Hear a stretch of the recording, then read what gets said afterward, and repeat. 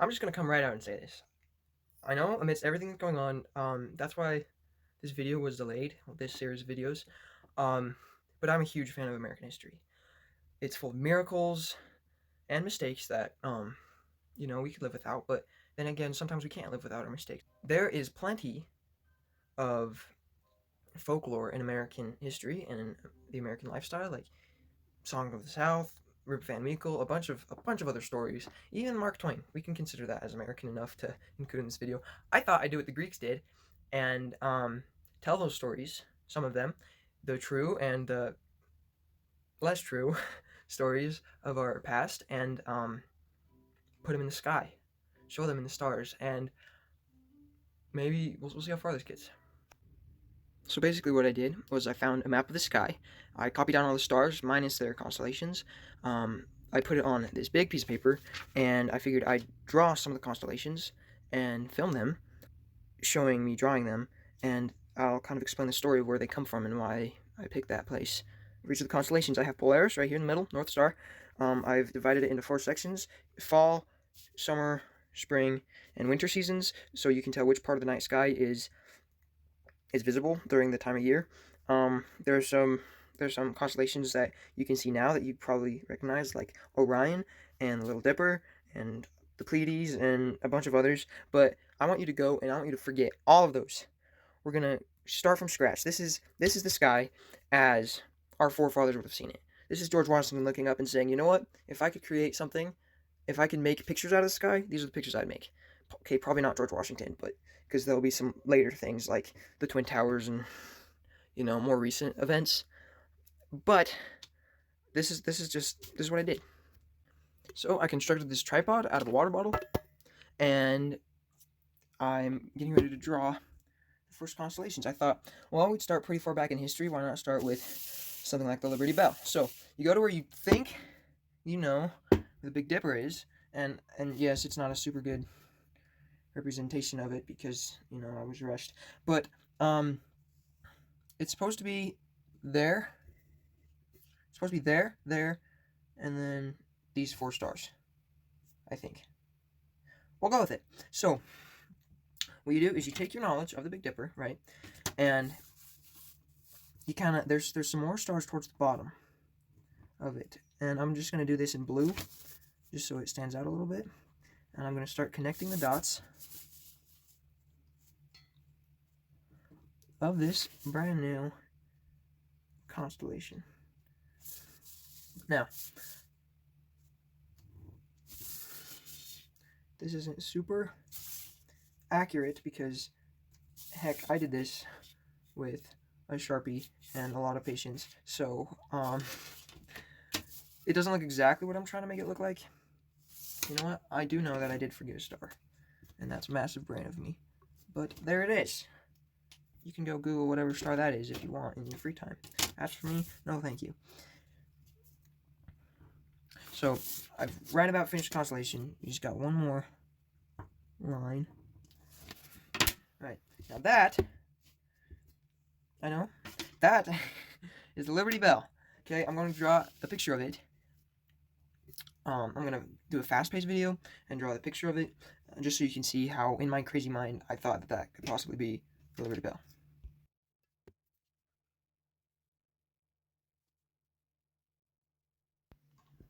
From my immense knowledge of the Liberty Bell, which is to say what I read off of Wikipedia 5 minutes ago, I'll tell you a little bit. Commissioned in 1752, the Liberty Bell's message and mission was to, quote, proclaim liberty throughout all the land. It cracked sometime in the early 1800s as it was traveling the country. It kept traveling, so it could ring for parties and hoedowns, I guess. I don't know. It kept cracking as it kept traveling, so in 1914 it was supported by an internal structure and was mostly quieted down. That's like that nail you see on the end of the crack that I put there. I'm working on the frame right now, but that was added too. Anyway, oh my gosh. However, many great occasions still happen, like D-Day and some days in the Cold War, and we're like, yeah, the war's over. We're not all gonna die, I guess. They would tap the bell with a little wooden mallet, ding, ding, ding, I guess, So, kind of was like a celebration. Like Liberty still is awesome. It's now in Philadelphia, which you can go still see it there today in Independence Hall. I didn't go. I've been to Philadelphia, but it was like the Philadelphia airport, and we weren't like we flying to Boston. More historic events, and I can talk about other constellations and other places where I've been. But that's all for the Liberty Bell, I guess. I'm just gonna keep filling in these lines, and yeah.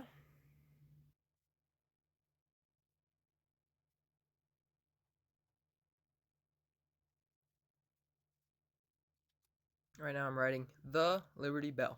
Just whatever. There it is, folks.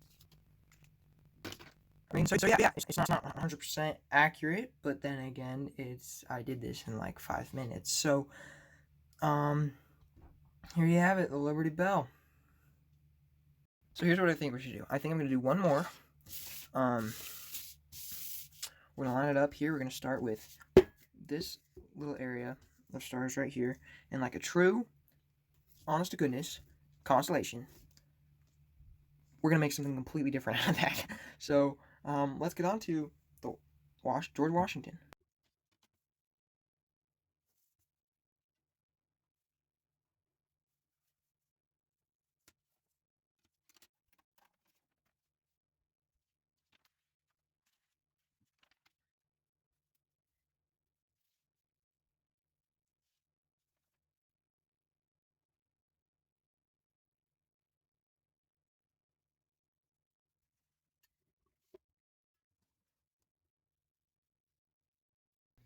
As I keep drawing right here, many of you will recognize this picture as this story is one of the key events determining the birth of our nation. In 1851, Emmanuel Lutz depicted this historical event on a canvas with oil pastels and a bunch of other kind of paints. His historical painting hangs in pretty much every school in the country. The story goes like this. On Christmas Day, George Washington and his fellow patriots rode through the ice chunks toward German mercenaries working for the British regulars in the Revolutionary War. This journey across the Delaware River started the Battle of Trenton. The hired guns were caught way off guard and then subsequently slaughtered. This battle tipped the scales and set in motion perpetual freedom throughout the planet. General George Washington led the same men to win again and again and again. I mean, with the exception of like Valley Forge, that place was awful. We all know how he became the very first president of the United States of America. He took his 2 terms after that and then retired to Mount Vernon in Virginia with his wife later on.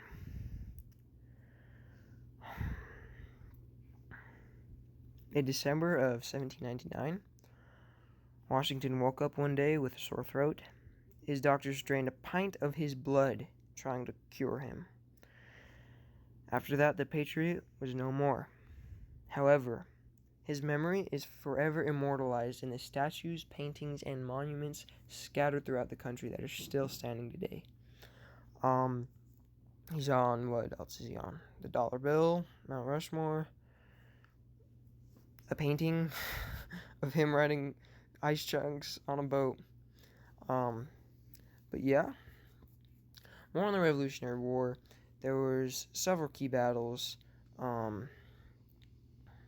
Yeah, I'm done. I write this little piece of paper where I read a little bit about them, and this drawing took more than 5 minutes, so I'm just gonna talk about what I'm drawing. So I cut down on a lot of the characters in the boat. There's like 9 of them, I think, and obviously there was more than one oar, but I decided to scrap it and only do like the key characters, specifically the guy in front, and then George Washington, and the guy to the side to kind of hide his cape a little bit. It's an effect. And then, of course, you had to have the flag bearer, and I'm about to draw that right now. And then, well, right now. And then, there are other few key characters in the story. But, yeah, I'm basically done, and I don't know what else to say, but, yeah, just keep watching. It's me drawing right now. This guy's kind of grabbing the flag. I'm gonna draw the flag right there. The tassels. I'm gonna need to lift up the pole a little bit.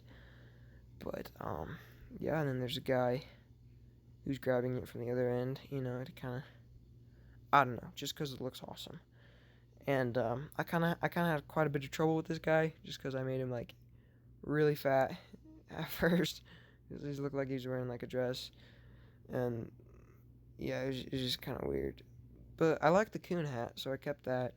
But yeah, after a little bit of more editing, I kind of just scrapped the whole. I like cut his body in half basically, and then put his head like behind his shoulder, which makes perfect sense. And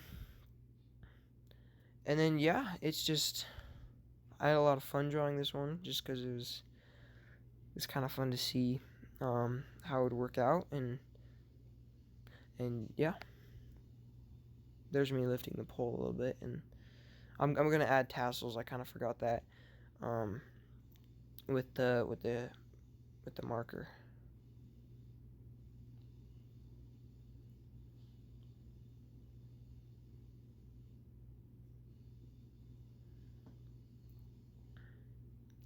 Yeah, there's me filling the stripes, and we're right about done. We just need final constellation. Right there. Constitution. Why? It obviously is. Can't you see it? Like, see, there's the stuff. Whatever. I'm just gonna draw it.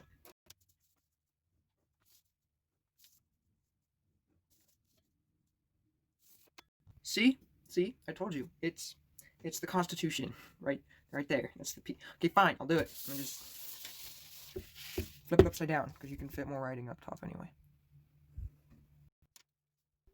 Woo! One more for the day. Alright. We, the people of the United States of America, are some of the most profound words ever to be written on paper.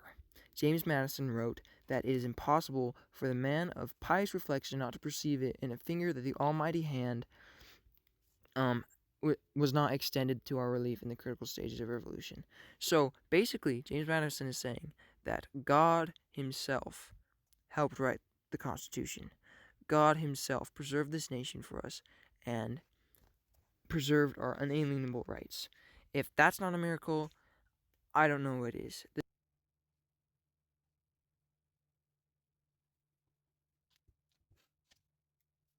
Okay, you want a feather? Fine, I'll add a feather. Just one little feather. Just poking right out there. See, can't have the Constitution without a feather.